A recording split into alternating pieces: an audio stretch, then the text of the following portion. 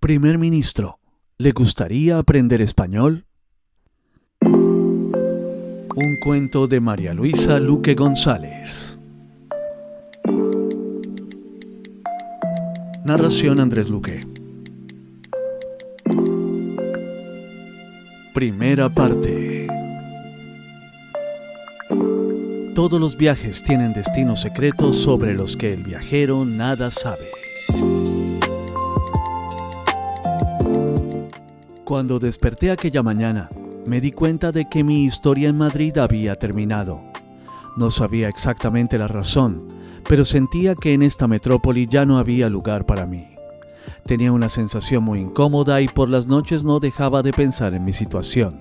Durante 11 años había disfrutado plenamente de aquella ciudad que por un tiempo había sido mi preferida. Aún así, muchas cosas habían cambiado en tan solo un año y mi futuro ya no me parecía tan atractivo. Por eso, en segundos, pese a mis preguntas sin respuesta, sentada en mi cama, tomé una decisión que cambiaría mi vida para siempre. Viviría en Londres. Dejar mi vida en Madrid no era una resolución fácil, pero me entusiasmaba la idea. Londres es una gran ciudad. Su cultura, su idioma y su historia me motivaban a vivir esta aventura. En consecuencia, quería pasar un tiempo allí, disfrutar de esa experiencia. Por otro lado, no tenía grandes responsabilidades y mi situación amorosa estaba resuelta. No lo intentaría más. Después de mi último amor fallido, había decidido que mi próxima relación tendría que ser perfecta, algo que sabía que era imposible. Por lo tanto, no debería preocuparme. En el caso de que las cosas salieran mal en mi hazaña británica, al menos me quedaría una valiosa experiencia, así como un nivel superior en mi conocimiento de la lengua inglesa. Todos serían ganancias. En todo eso reflexioné por varias semanas. Luego llegó el otoño y aún no tenía claro cuándo emprendería mi viaje. Aún así, recuerdo que aquel día necesitaba tomar aire fresco, y como en muchas ocasiones caminé por el paseo de Recoletos hasta el número 31, donde está un lugar que me encanta, el Gran Café El Espejo. Mientras bebía un delicioso cappuccino y pensaba en mi futuro, miraba a las personas que paseaban frente a mí. En eso, en la terraza de mi café preferido, decidí que aceptaría la propuesta laboral de una agencia de paparazzi en la capital del Reino Unido. Fast Paparazzi era su nombre. La había encontrado unos días antes en una web de empleos temporales, después de pasar muchas horas intentando sin éxito encontrar un trabajo a mi medida.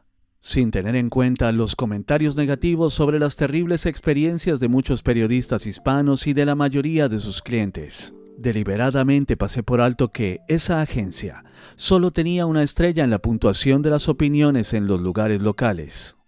En eso, en aquel mismo café, abrí mi portátil y sin mucho entusiasmo rellené un formulario de inscripción en su web.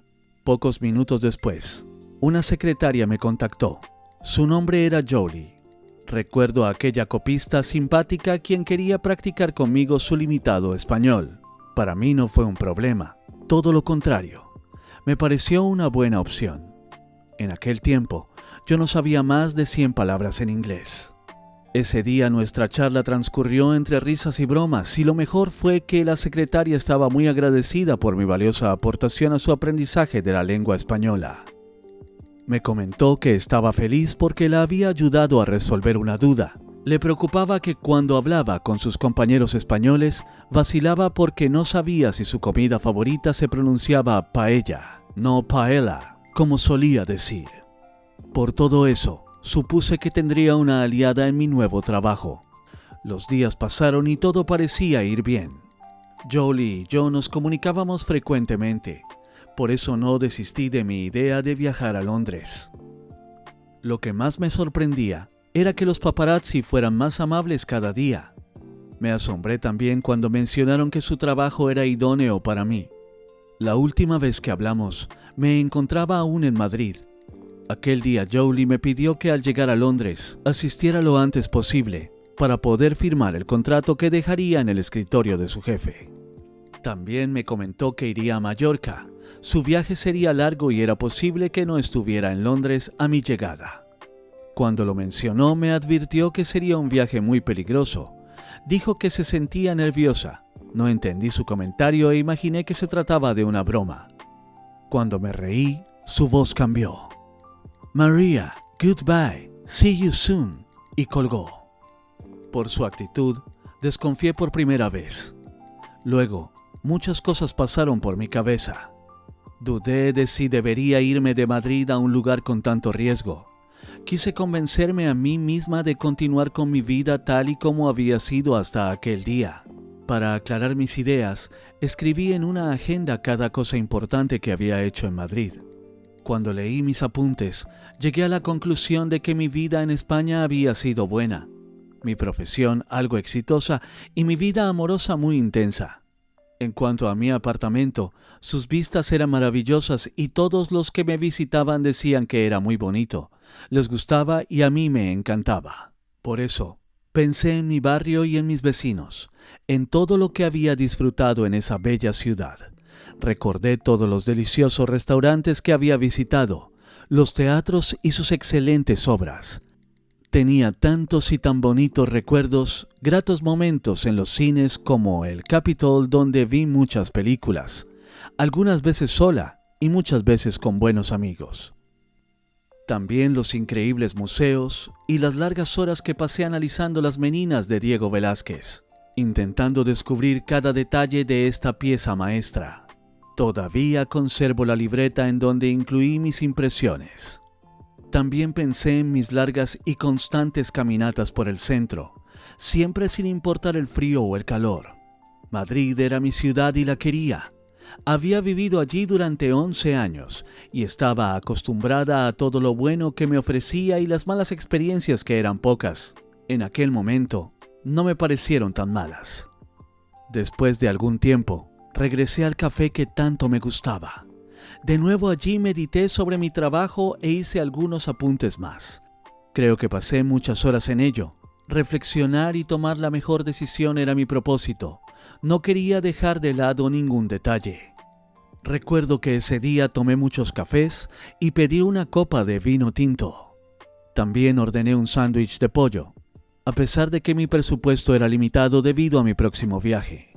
Aún así, no importaba el precio. Necesitaba evaluar los pros y los contras una y otra vez, y aquella hermosa cafetería me inspiraba. Estando allí, mis ideas eran más claras. Aún conservo mi libreta y puedo repasar todo lo que escribí sobre la prestigiosa editorial en la que trabajaba. Revisar mi agenda fue decisivo. Por primera vez me di cuenta de que no tenía ahorros ni un futuro prometedor. Nunca he sido muy ambiciosa y suelo dejar el dinero en el último lugar de mis prioridades. Por todo eso, comprendí que había trabajado como relaciones públicas en un lugar donde me exigían profesionalidad, dedicación e inteligencia emocional. Conocí a muchos escritores y periodistas, algo que me parecía cautivador. También disfruté de increíbles viajes, pero nunca podría comprar una casa ni tener un buen futuro. Mi salario era miserable. Sin duda, aquella editorial era un buen lugar para relacionarme y hacer buenos contactos profesionales. Aún así, estaban en peligro mi subsistencia y mi futuro. Lo peor sucedía a fin de mes, cuando llegaba el momento de pagar mis cuentas. No me alcanzaba lo que ganaba. En aquella ocasión entendí que siempre había sido feliz en Madrid. Mi alegría no se debía exactamente por ganar mucho dinero, tampoco por tener influencia, liderazgo o grandes amistades. Lo era sin condiciones. Me sentía a gusto viviendo en esta ciudad. Aún así, concluí que iría a Londres. Necesitaba ganar más dinero y además mejorar cada aspecto de mi vida. Tal vez en Londres cumpliría mis propósitos. Pocos días después, sentí que había llegado el momento de dar el gran paso, pero pese a mi determinación, lamenté renunciar a mi prestigioso trabajo como jefe de prensa y relaciones públicas de la editorial llamada The Golden Book Madrid, una de las mejores de la ciudad. También fue muy amargo despedirme de mis compañeros y lo peor, pensar en que tal vez no vería de nuevo a aquel guapísimo escritor de enormes ojos negros, a quien parecía interesarle mucho mi compañía. Él siempre permanecía a mi lado hasta el final de sus presentaciones, y hablábamos durante horas. El escritor y yo nunca tuvimos una cita amorosa. No obstante, a menudo hablábamos de sus proyectos y comentábamos sus narraciones. Juntos lo pasábamos bien y me hubiera gustado que sucediera algo más. No puedo negar que me dolía dejarlo. Me refiero al escritor. Era tan inteligente y atractivo. Tal vez no le había demostrado cuánto me gustaba en realidad. Por todo eso, con un nudo en la garganta y lágrimas en los ojos, decidí olvidarme también de él. Para relajarme un poco y no pensar en todo lo que dejaría, caminé sin rumbo por las calles del barrio de Salamanca, en donde estaba situada la casa editora. Mientras andaba, me decía a mí misma que tendría que ser fuerte y continuar hacia mi nueva vida. Debería dejar mi romanticismo e intentar labrarme un buen futuro en la gran metrópoli a la que llegaría pronto. Inmersa en mis pensamientos, no escuché una voz masculina que me llamaba por mi nombre. Entonces lo vi. Era el escritor. Sonriendo, se acercó y me tomó suavemente del brazo. «Hola, ¿cómo estás? Me dijeron que te marchas a Londres. Pensé que no te volvería a ver y ahora te encuentro caminando por aquí. ¿No pensabas despedirte de mí? ¿Acaso no te gusta ya Madrid? Me habías dicho que te encantaba mi ciudad». Me estremecí al sentir su mano en mi cara, al escuchar su voz y al ver sus bonitos ojos que me miraban enamorados. Me habías dicho que te encantaba mi ciudad. Me estremecí al sentir su mano en mi cara, al escuchar su voz y al ver sus bonitos ojos que me miraban enamorados. Sentí que me desvanecía. No supe qué decir. Mis emociones me traicionaron y le respondí fríamente. No es un misterio que Madrid es una de mis ciudades favoritas. He vivido aproximadamente 11 años aquí y me encanta. Por otro lado, te han informado bien. He decidido irme. ¿Qué piensas hacer? ¿Quieres divertirte antes de abandonarnos? No tengo mucho tiempo, pero me encantaría tomar algunas fotos de tantos rincones hermosos de la ciudad. Ese es mi propósito. Siempre he podido comprobar que en Madrid no hay lugar para el aburrimiento. Sin duda hoy quiero disfrutar de Madrid. El escritor parecía no escucharme. Aquel hombre tan atractivo no dejaba de mirarme. Tocaba mi pelo y hablaba en tono bajo cerca de mi mejilla. Entonces me sentí confundida y me pareció que tenía prisa por ir a algún lugar. ¿Cuándo te vas? ¿Piensas regresar algún día? Viajaré el jueves por la tarde. Ah, entonces solo te quedan 3 días en Madrid. Si quieres te invito a cenar esta noche. Podemos ir a mi piso. Luego se acercó, quería decirme algo al oído y puso su mano en mi cintura. Me sentí incómoda y me aparté. El escritor parecía no darse cuenta de mi molestia y prosiguió. Mi piso está muy cerca. Luego podríamos ver algunos mapas y libros de la ciudad y en sus páginas sus rincones más fascinantes. Tengo muchas guías y mañana cuando nos despertemos podrías ir de excursión. Conociendo de antemano todo en los libros será más fácil para ti. Estoy seguro de que pasaremos una noche increíble. Al escuchar su propuesta, la magia para mí terminó. No estaba interesada en su oferta repentina y por eso le dije: te lo agradezco, pero no. Puedo encontrar toda la información sin tener que ir a tu apartamento o buscar en tus libros. Conozco los puntos de información más importantes de la ciudad. Iré a la estación de Atocha y a Cibeles. O tal vez sería mejor buscar un mapa de Madrid en los alrededores de la Puerta del Sol o la Plaza Mayor.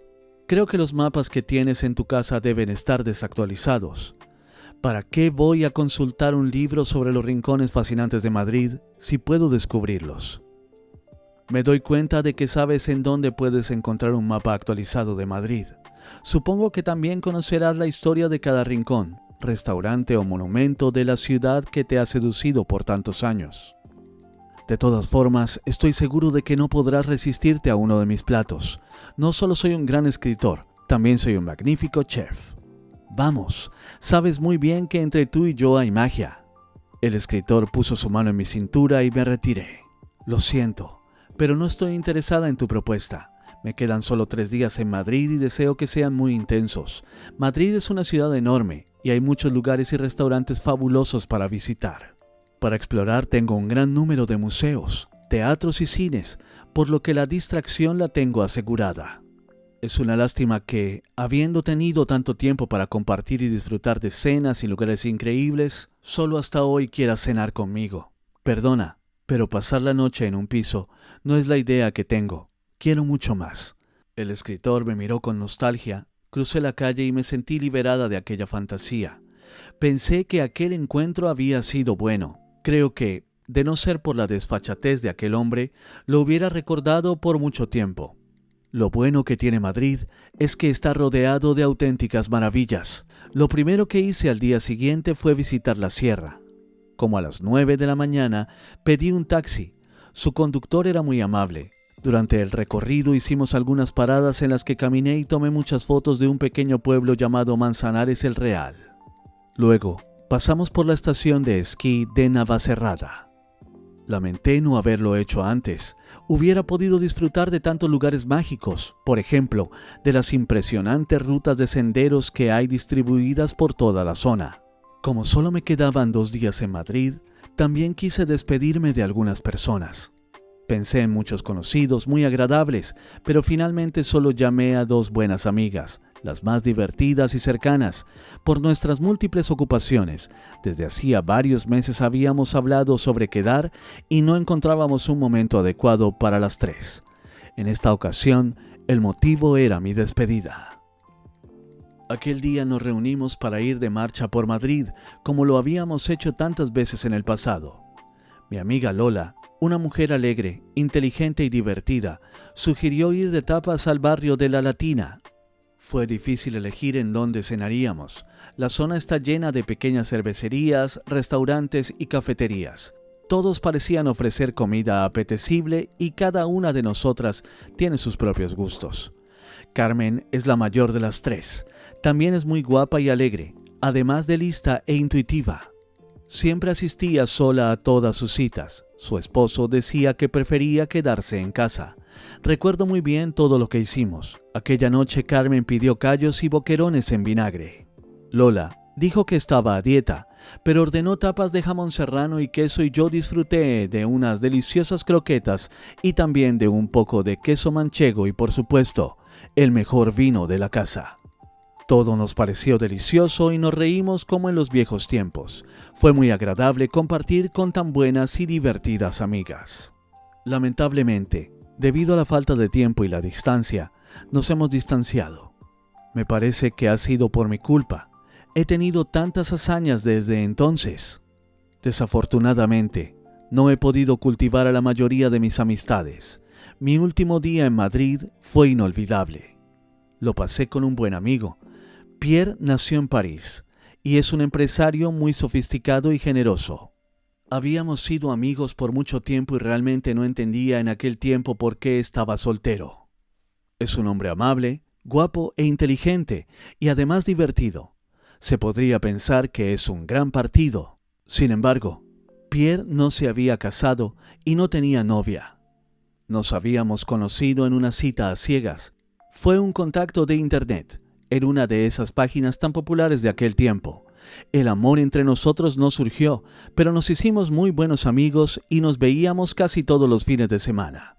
Cuando íbamos a cenar, me hablaba sobre cada aspecto de su vida, sus amores pasajeros y también de sus prósperos negocios. Como sé que te gusta lo sofisticado y los productos de primera, te llevaré a desayunar al mercado de San Miguel. Me dijo a las 9:10 de la mañana, cuando caminábamos cerca de su piso en Serrano, una calle muy bonita de Madrid. Aquel día, mi buen amigo quería mostrarme sus lugares matutinos preferidos, y lo mejor era que en cada uno tenía una historia que contar. Siempre me ha encantado escucharlo hablar. Su español es perfecto. Es fascinante oírlo y su elegante acento francés. Pierre, gracias por traerme a este lugar. Es precioso. Pasar mi último día en Madrid con una persona como tú es lo mejor que me pudo pasar. Dicen que en Madrid hay que visitar los mercados y el Rastro, y en Barcelona la Boquería, en Santander la Lonja, y así sucesivamente. Tienes razón. Los mercados, los restaurantes y los bares contienen la fragancia de las ciudades. Mis últimos 3 días en Madrid han sido fabulosos. Como nunca antes he podido observar cómo la vida fluye en esta ciudad a través de sus costumbres y de la gran variedad de productos de temporada que establecen tradiciones gastronómicas. En este lindo mercado lo hemos podido disfrutar hoy.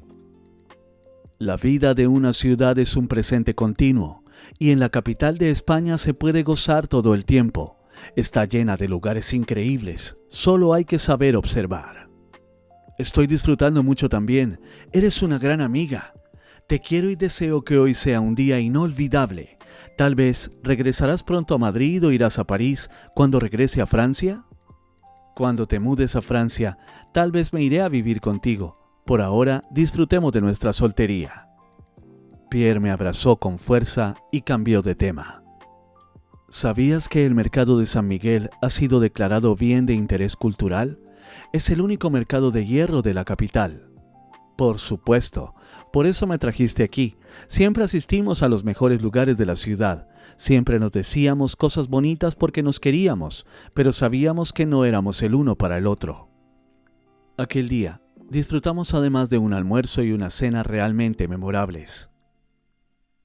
Luego, caminamos por cada rincón del centro de Madrid. Como a las 4 de la madrugada, comimos churros con chocolate cerca de la calle Arenal, en la chocolatería San Ginés, abierta, según dice en su entrada, desde el año 1894 y donde sirven auténticas delicias.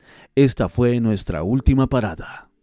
A pesar de que no habíamos dormido, no estábamos cansados. Era como si deseáramos que el tiempo no pasara y que no llegara la hora de mi partida. Pierre y yo caminábamos lentamente cogidos de la mano. En ocasiones me detenía y tomaba fotos.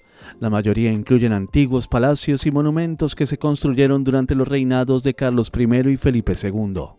Escribí muchas cosas detrás de algunos paisajes que guardo como un bonito recuerdo. Reconozco cada lugar y puedo recorrer Madrid desde la distancia. Son mis recuerdos y me gustan mucho más que cualquier guía turística. He recorrido cada uno de aquellos caminos y los reconozco no solo en mis fotos, también en mis recuerdos que aún con el paso del tiempo siguen vivos. Zona centro de la capital, calles de Arenal, Carrera de San Francisco, Calle Mayor, Calle Segovia, Plaza de la Cebada, Plaza de la Paja, Plaza Mayor, Puerta del Sol y la Plaza de Oriente. Tengo muchas fotografías también de Pierre. En algunas él aparece solo y en otras posamos juntos. Muchos dicen que en estos retratos parecemos unos enamorados.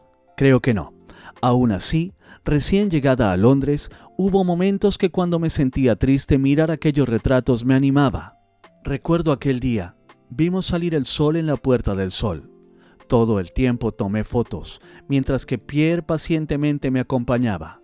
Luego, como a las 7 de la mañana, cogimos un taxi. Necesitábamos pasar por mi apartamento para recoger mis maletas y a Tito. Todo el tiempo fue Pierre, quien cargó con mucho cuidado mi equipaje y se comprometió a entregarle a la inmobiliaria las llaves del que había sido mi hogar por tanto tiempo.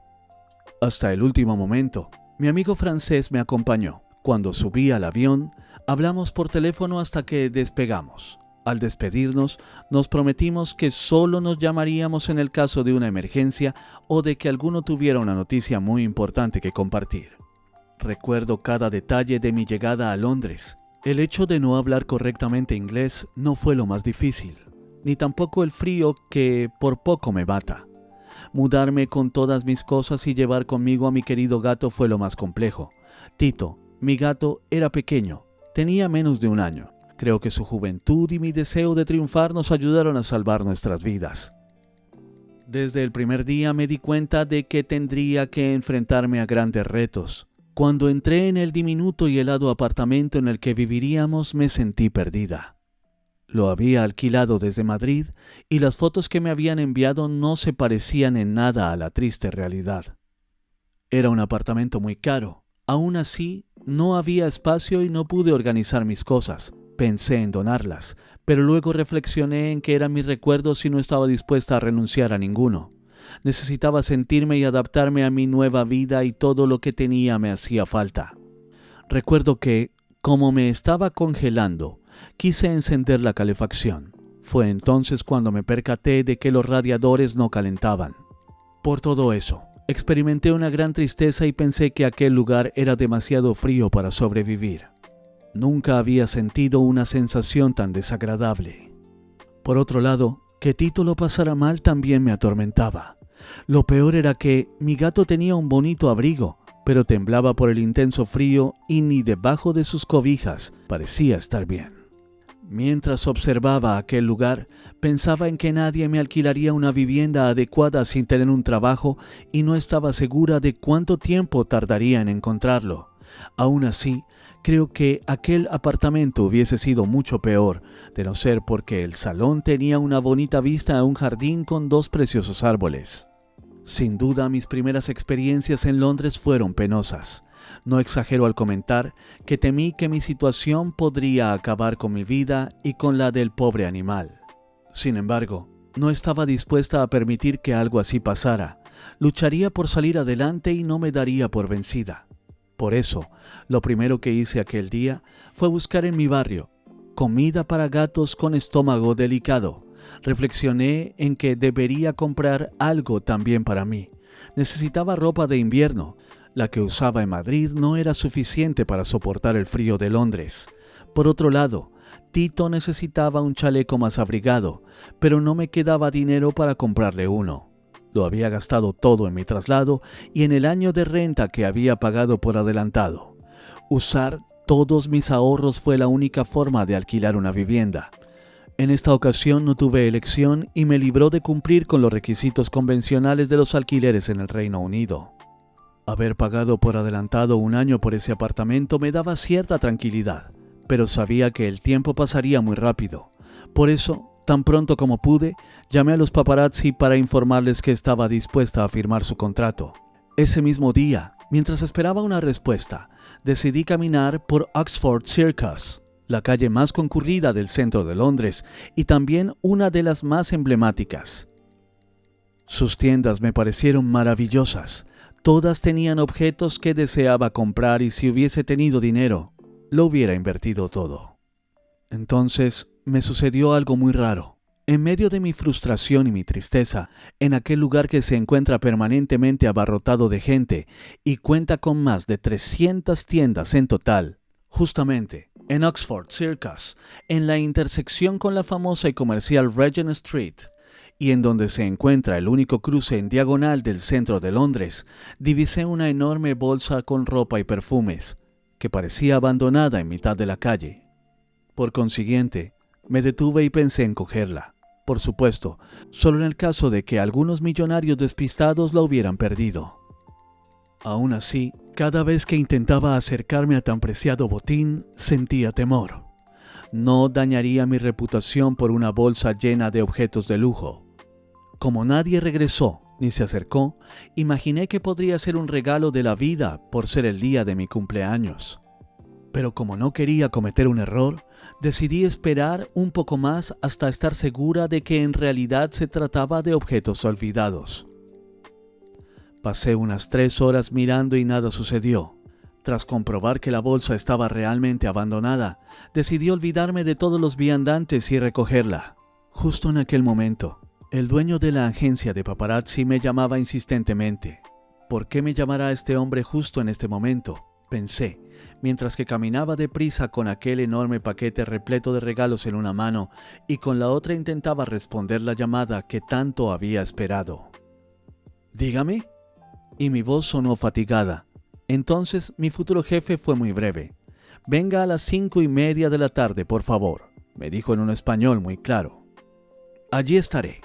Era la primera vez que caminaba por aquellas calles que, hasta principios del siglo pasado, era una zona residencial, pero que en la actualidad rebosa de tiendas y almacenes de todo tipo, para todos los gustos, incluyendo las marcas más importantes.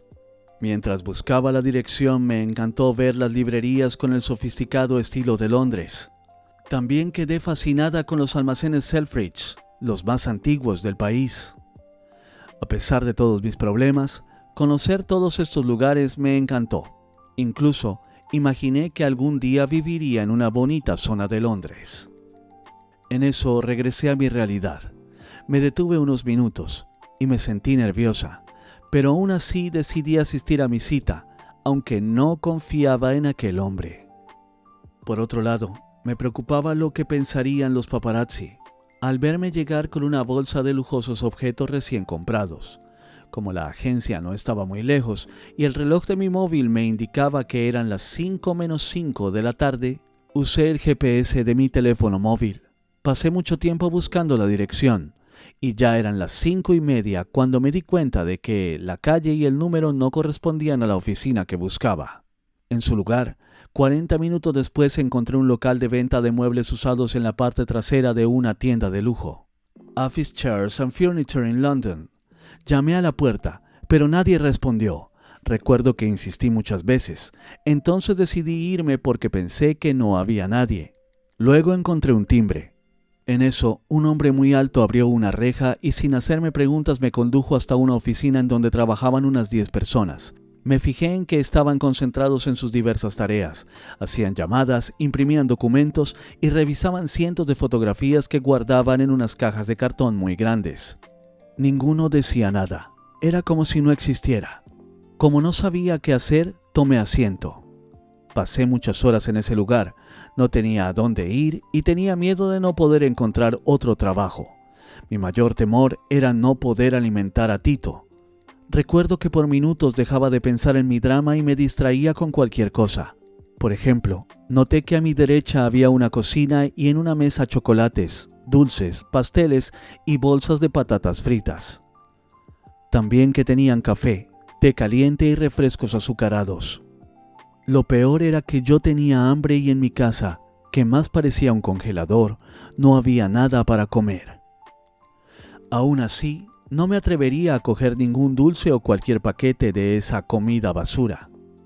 Sin embargo, si me hubieran ofrecido algo, tal vez lo habría aceptado. Imaginé que algún paparazzi me brindaba una galleta o un café. En mi fantasía me vi a mí misma recibiéndolos, pero solo en aquella ocasión. Realmente, ni antes ni ahora aceptaría un café tan de mala calidad. Mucho menos recibiría algo en una oficina tan desordenada y sucia.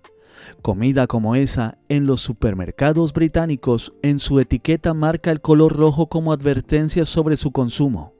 Pero tengo que confesar que en esta ocasión lamenté que los paparazzi no me convidaran. Haré un corto paréntesis porque me gustaría decir que, algún tiempo después, me enteré de que aquella agencia de paparazzi jamás había tenido éxito en ninguna de sus persecuciones a los famosos que elegían como sus víctimas.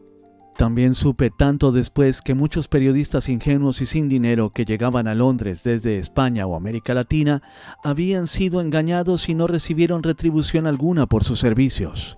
Tal vez por eso, aquel día, mientras esperaba para firmar el contrato que me convertiría en paparazzi, tenía una extraña sensación de fracaso. Por eso, respiré profundamente e imaginé que en el caso de que me pagaran bien por mi trabajo, podríamos Tito y yo salir adelante en medio de nuestra terrible situación. Pensé en aceptar su propuesta solo por un mes y luego seguro podría encontrar algún trabajo. Cualquier cosa sería preferible. Aquel pensamiento me ayudó a sentirme mejor, pero al ver que el tiempo pasaba y que ni Jolie ni su jefe llegaban, me sentí de nuevo inquieta. Lo peor fue que no pude controlar mis pensamientos y toda mi vida pasó en minutos por mi mente. Recordé cuando me gradué de periodista como en aquel entonces solía soñar con un futuro brillante. Tenía 22 años y me apasionaba mi nueva profesión. Creía que me especializaría en periodismo científico. Al contrario, ese día esperaba que me aceptaran como una paparazzi en una agencia con una pésima reputación.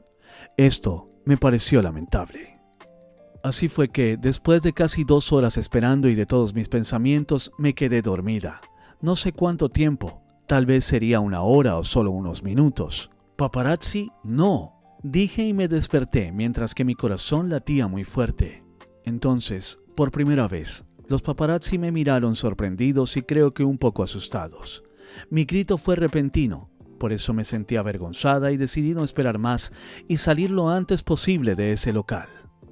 Cuando iba hacia el punto de salida, siguiendo una flecha roja luminosa que llegaba hasta un anuncio muy grande en donde decía Brexit, esquivando algunos muebles viejos, me tropecé golpeándome ferozmente con una silla. Muchos objetos cayeron al suelo y el ruido espantó aún más a los trabajadores. Por consiguiente, llamé la atención de un hombre de apariencia muy descuidada, quien se acercó. «Buenas tardes, mi nombre es Nadil. ¿Se ha hecho daño?» «No se preocupe, no ha sido nada. Solo buscaba la salida, supongo que es aquella, en donde ponen el anuncio de Brexit». «¿Brexit? ¿Qué está diciendo? Ese anuncio solo se refiere a que apoyamos la salida de nuestro país de Europa. Me doy cuenta de que habla muy mal el inglés. ¿Ve el otro anuncio? En el que dice Exit. Eso se refiere a una parte de un lugar por la que es posible salir al exterior. No sé si deberíamos contratar a alguien que no habla el idioma inglés correctamente». «Muchas gracias por su información y por su clase de inglés. Por supuesto que me hace falta aprender a hablar correctamente este idioma. Supongo que también fue muy complicado para usted aprenderlo. Por otro lado, me gustaría hablar con Jolie. No la he visto y ella me dijo que hoy estaría aquí. Fue un viaje muy largo y en todas partes he tenido que esperar. Hablar con aquel hombre fue una mala experiencia. Debo confesar que no me gustó ni su mirada ni su voz. Me sorprendió que permaneció inmóvil. No me ayudó a pesar de que le dije que tenía un dolor muy intenso en mi pie.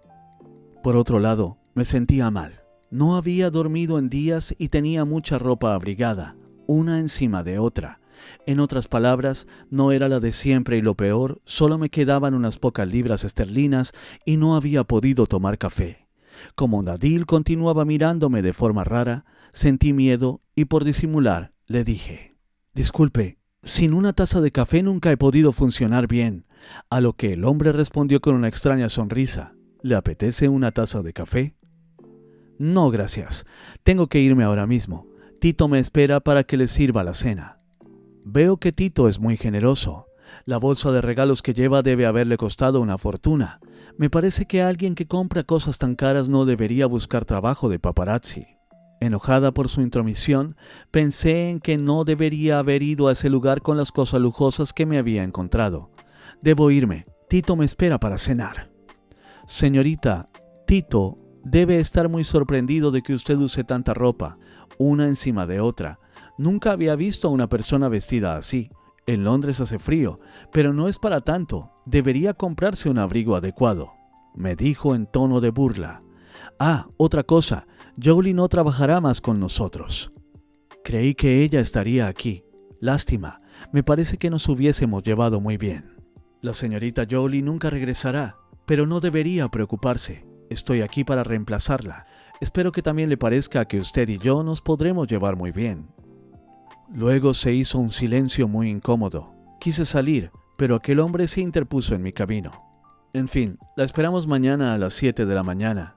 Si lo desea, puede empezar a trabajar con nosotros mañana mismo. ¿Qué le parece?» «¿7 de la mañana? Estará oscuro aún. No puede ser después, un poco más tarde. Vivo muy lejos. ¿Los trenes a esa hora están operativos?» «Señorita, somos paparazzi. ¿Ignora cómo es nuestro trabajo? Trabajamos 24 horas cada día. No dormimos y siempre cumplimos nuestra misión. En ocasiones no deberíamos respirar. Solo perseguimos las fotos que nuestros clientes nos encargan. Si quiere trabajar aquí, debería saberlo. A partir de este momento, deberá dormir con un ojo cerrado y con el otro abierto. La llamaremos a cualquier hora y usted deberá ir al lugar que le indiquemos sin quejarse jamás. Ah, otra cosa, en nuestra cocina siempre hay comida suficiente. No necesita ir a ningún otro lugar. Puede llevar con usted lo que le apetezca. Recuerde, nos dedicamos a perseguir a nuestras presas».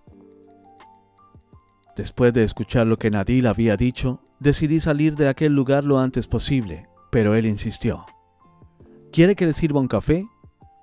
«No, gracias. Debo irme ahora mismo». Me sentí liberada al salir de aquel local.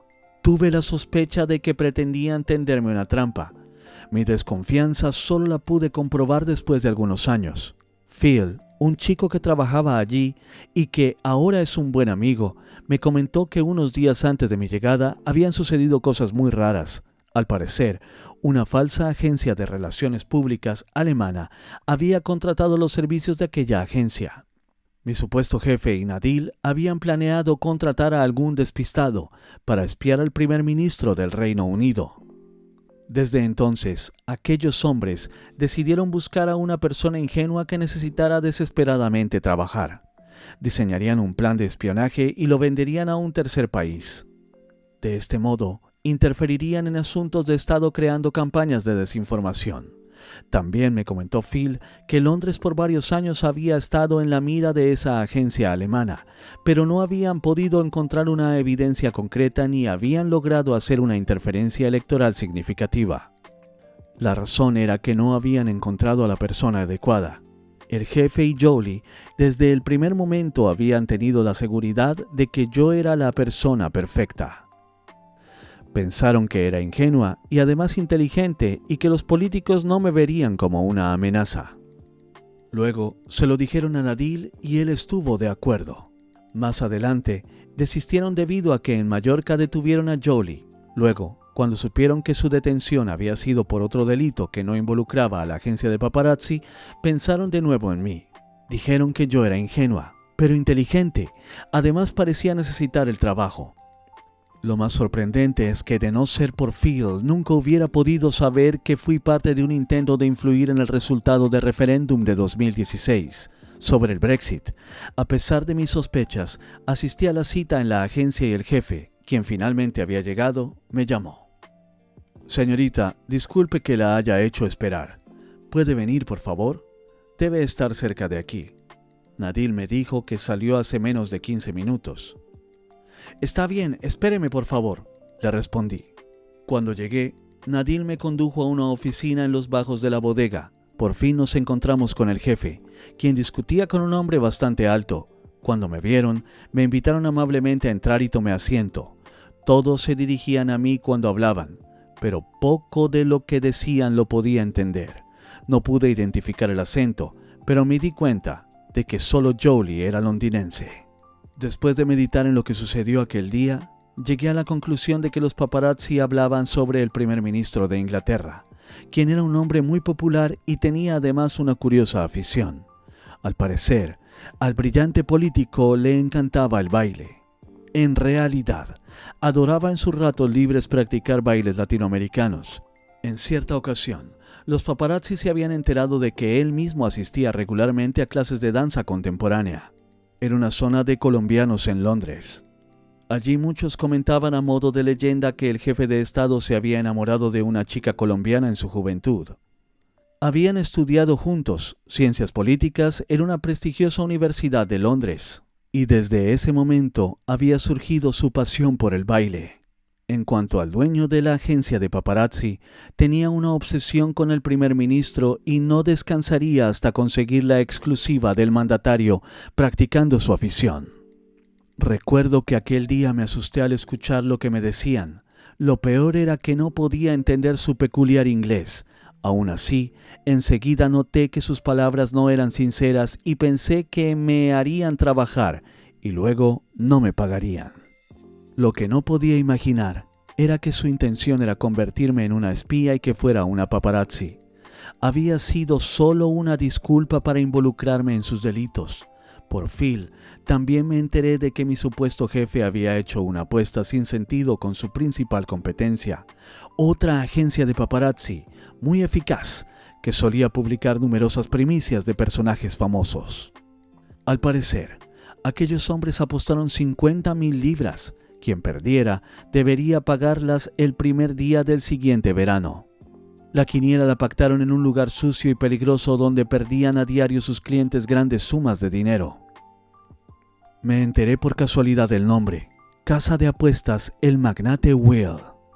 Para ganar, los competidores deberían capturar las imágenes del primer ministro moviendo sus caderas.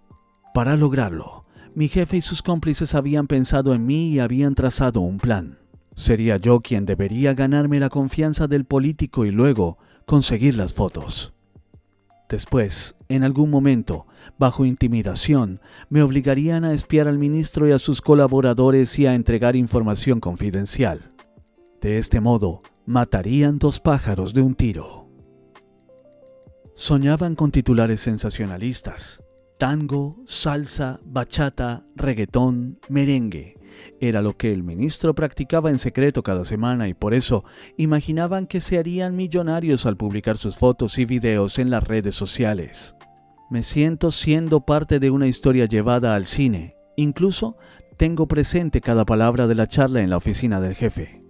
«Podríamos pillar al primer ministro bailando», dijo Nadil, a lo que el jefe respondió: «¿Qué pasaría si una agradable dama intentara acercarse al primer ministro de este país hasta lograr tomar unas increíbles fotos del político danzando?» En eso se hizo un largo silencio. Los hombres que estaban conmigo se miraron. Todos tenían una sonrisa burlona y mencionaron que, si yo conseguía la primicia, me pagarían una comisión muy generosa. Como en aquel momento estaba bebiendo agua, me atoré. No podía respirar y en medio de mi angustia, escuché que se decían unos a otros que deberían llamar una ambulancia. Afortunadamente, no fue necesario. Guardé la calma y logré respirar. ¿Querrías tomar unas fotos y hacer un video del ministro bailando?, al final me preguntó tímidamente el hombre alto que acompañaba al jefe. «Si lo haces, debes estar segura de postear la primicia». «No estoy segura de poder conseguirlo, pero lo intentaré», le respondí y pensé que había perdido la razón. «Creemos en ti. Sabemos que puedes lograr todo lo que te propongas. Debes confiar en tus habilidades. Nosotros sabemos que podrás lograrlo. Eres la mejor paparazzi que hemos tenido en esta agencia. Tal vez llegues a ser la mejor de Londres o tal vez del mundo». Sin duda esos hombres se habían encaprichado conmigo y me pareció que no se darían por vencidos. En eso, el jefe le dio la orden a Nadil de imprimir mi contrato de trabajo. Según parece, antes de mí. Habían llegado muchos otros incautos, pero siempre el director encontraba algún inconveniente y nunca habían llegado a dar el paso de la firma del contrato laboral. Entonces, como si hubiese sido víctima de una hipnosis, acepté algo que no entendía. Pocos minutos después me enviaron un correo con la descripción exacta de mis funciones. Finalmente, como parecía que no teníamos nada más que decir, me levanté de la silla en la que había permanecido más de 4 horas, tomé mis cosas, guardé el contrato y me fui de aquel oscuro lugar. No puedo negar que me sentía confundida y muy asustada. Haber firmado un contrato laboral en el que me comprometía a perseguir al primer ministro de una gran potencia hasta pillarlo bailando salsa o cualquier otro ritmo latino sobrepasaba todo lo que hubiese podido imaginar. Pensé que se trataba de una broma del destino y en aquel instante, mientras caminaba, comencé a reír sin parar. No me podía controlar y eso aumentó mi preocupación. Por otro lado, me sentía muy débil. Llevaba algún tiempo sin comer ni beber nada, entonces decidí entrar a una cafetería. Necesitaba sentarme unos minutos y recuperar las fuerzas. Sin ninguna esperanza, revisé mi saldo, pensando que tendría algo de dinero para comprar un café. ¡Dinero! ¡Tengo dinero en mi cuenta! 1.500 libras esterlinas. Entonces leí: «Adelanto de salario, señorita María». Por un instante me sentí reconfortada. Me acerqué al mostrador y pedí 2 bocadillos de atún, postre y café. Comí casi sin respirar y cuando ya no pude más, desde la ventana de aquella famosa franquicia, lo vi y por poco me desmayo. Era el primer ministro del Reino Unido. Noté que todos, empleados y clientes, lo miraban. Estaba aterrada. No me podía mover. Si perdía aquella oportunidad, tendría que perseguirlo durante meses o años. Después, recordé que acababa de firmar un contrato y que no podría incumplirlo. Por otro lado, ya había gastado 20 libras en mi desayuno y en pocos días no tendría dinero. Por todo eso, respiré profundamente y a pesar de mi vergüenza y de que me temblaban las piernas, me acerqué al UK Minister y mirándolo a los ojos le dije: «Ministro, disculpe que lo interrumpa.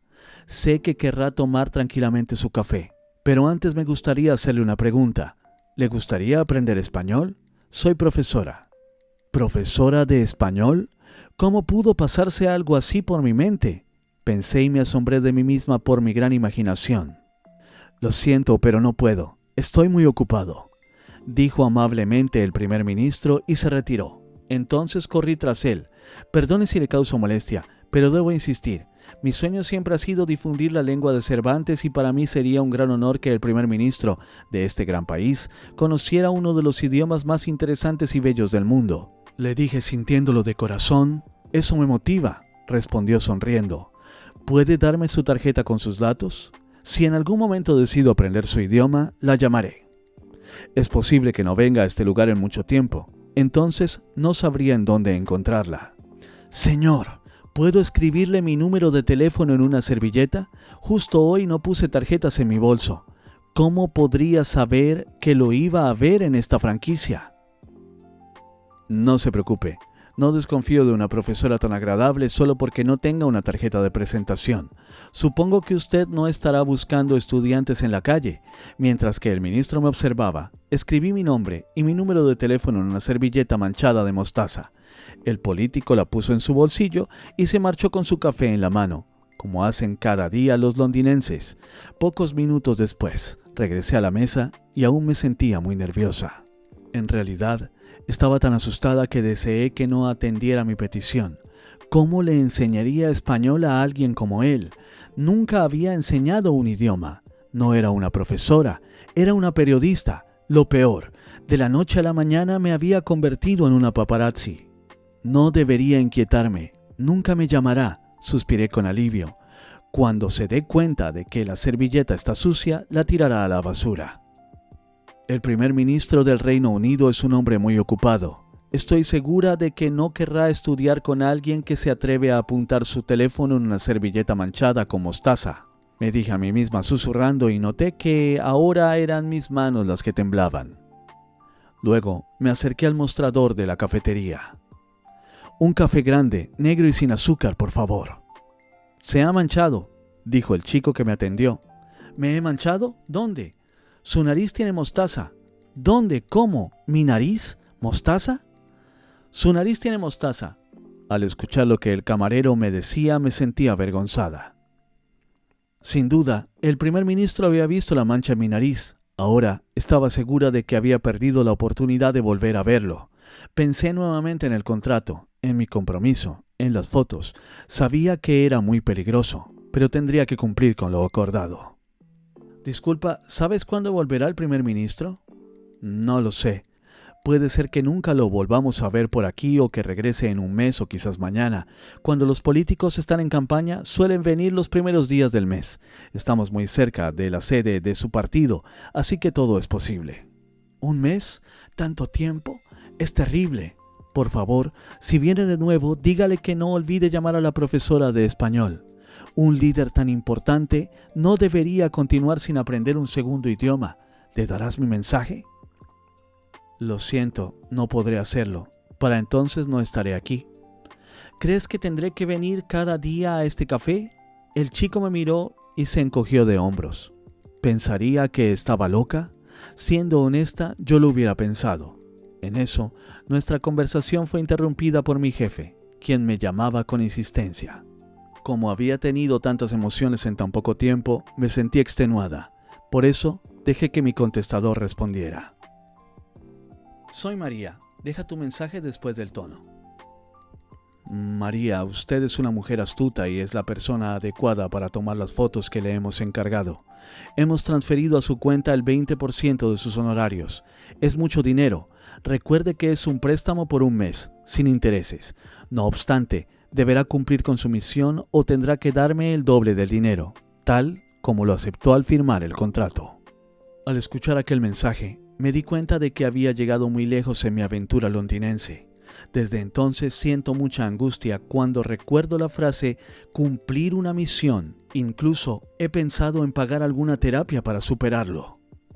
Más tarde, mi preocupación aumentó y quedé suspendida en un mar de preguntas. ¿A dónde iría? ¿Cómo cumpliría aquella misión imposible? Nadie me había proporcionado algún dato o una forma de averiguarlo. Era un acertijo sin respuesta. Por otro lado, no tenía la menor idea de cómo trabajaban los paparazzi. Entonces vi todo negro y como me sentía sin fuerzas, no podía pensar. Por todo eso, tomé el tren y me dirigí a mi pequeño y helado lugar.